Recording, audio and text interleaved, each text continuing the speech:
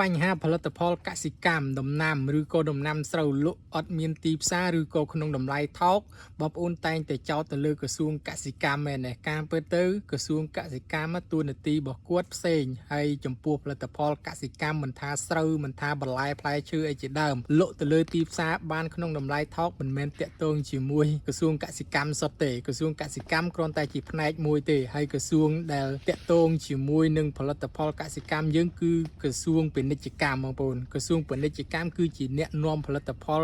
របស់យើងនឹងទៅលក់នៅលើទីផ្សារចំពោះក្រសួងកសិកម្មវិញតួនាទីរបស់គាត់គឺខាងបង្រៀនប្រជាពលរដ្ឋហើយខាងដឹកនាំប្រជាពលរដ្ឋអញ្ចឹងណាថាដាំក្នុងកម្រិតណាអីក្នុងកម្រិតណាអញ្ចឹងទៅហើយក្រសួងកសិកម្មគាត់តាក់ទងជាមួយនឹងក្រសួងពាណិជ្ជកម្មឧទាហរណ៍ថាក្នុងប្រទេសមួយត្រូវការផលិតផលនេះក្នុងប្រូតេអ៊ីនប៉ុណ្ណេះ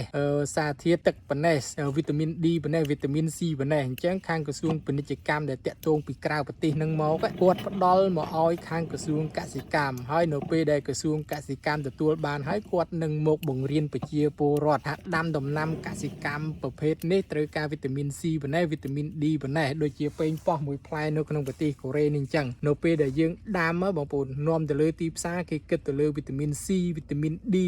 វីតាមីនអញ្ចឹងទៅអានឹងតាក់ទងជាមួយនឹងសារធាតុចិញ្ចឹមនៅក្នុងដំណាំប៉េងប៉ោះអញ្ចឹងការដាំបានបែបនេះគឺតាក់ទងជាមួយនឹងក្រសួងកសិកម្មក្រសួងកសិកម្មមានតួនាទីបង្រៀនហើយនឹងដឹកនាំប្រជាពលរដ្ឋធ្វើកសិកម្មហ្នឹងដើម្បីយកផលិតផលហ្នឹងយកទៅលក់ទៅលើទីផ្សារក្រៅប្រទេសហើយនៅពេលដែលលក់ទៅលើទីផ្សារក្រៅប្រទេសហ្នឹងគឺតួនាទីរបស់ក្រសួងពាណិជ្ជកម្មអញ្ចឹងបងប្អូនកន្លងមកខ្ញុំឃើញបងប្អូនយល់ច្រឡំច្រើនតាក់ទងជាមួយនឹងផលិតផលកសិកម្មយើងដែលលក់អត់បាននៅលើទីផ្សារណាឬក៏ក្នុងតម្លៃថោកគឺបងប្អូនតែងតែចោទខាងក្រសួងកសិកម្មអត់ធ្វើការពិតទៅក្រសួងកសិកម្មគ្រាន់តែជាផ្នែកមួយទេប៉ុន្តែបើចំពោះផលិតផលដែលលក់ទៅលើទីផ្សារវិញគឺតាក់ទងជាមួយនឹងក្រសួងពាណិជ្ជកម្មទេអាហ្នឹងតាក់ទងអញ្ចឹងបងប្អូនឈប់យល់ច្រឡំហើយផលិតផលកសិកម្មរបស់គេនេះបងប្អូនមើលចោះនៅពេលដែលគេរៀបចំផលិតផលកសិកម្មគេត្រូវហើយបងប្អូនប្រទេសមួយ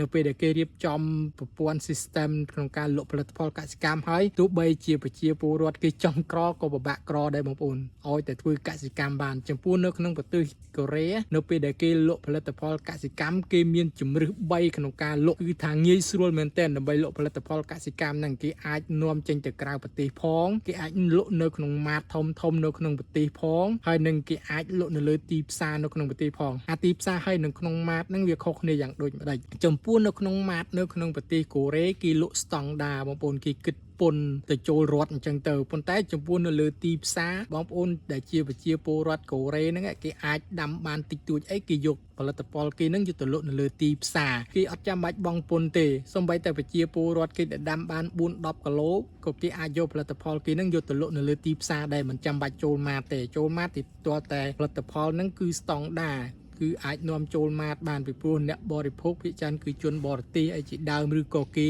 អ្នករៀងខ្ពស់អញ្ចឹងណាគេមានលុយច្រើនអីគេហូបផលិតផលស្តង់ដាអញ្ចឹងទៅប៉ុន្តែចំពោះនៅក្នុងផ្សារគេលក់តែផលិតផលតូចតាចតិចតួចអីអញ្ចឹងទៅហើយអានេះគឺជាការរៀបចំទីផ្សាររបស់គេរៀបចំតែម្ដងហើយគឺហើយតែម្ដងអញ្ចឹងវីដេអូនេះគឺចែកម្លែកទៅកាន់បងប្អូនប៉ុណ្ណឹងថាតាក់ទងជាមួយនឹងក្រសួងកសិកម្មហើយនឹងក្រសួងពាណិជ្ជកម្មគឺទំនាក់ទំនងគ្នាគឺអញ្ចឹងប៉ុន្តែបងប្អូនតែងតែយល់ច្រឡំតាក់ទងជាមួយនឹងផលិតផលកសិកម្មដែលបងប្អូនធ្វើបានហ្នឹងគឺចោទទៅលើខាងក្រសួងកសិកម្មការពិតក្រសួងកសិកម្មទូនាទីរបស់គាត់គឺខាងបង្រៀនប្រជាពលរដ្ឋទេហើយវីដេអូគឺមានប៉ុណ្ណឹងបងប្អូនចែកម្លែកទៅកាន់បងប្អូនបើពេញចិត្តវីដេអូនេះជួយ share វីដេអូម្នាក់មួយ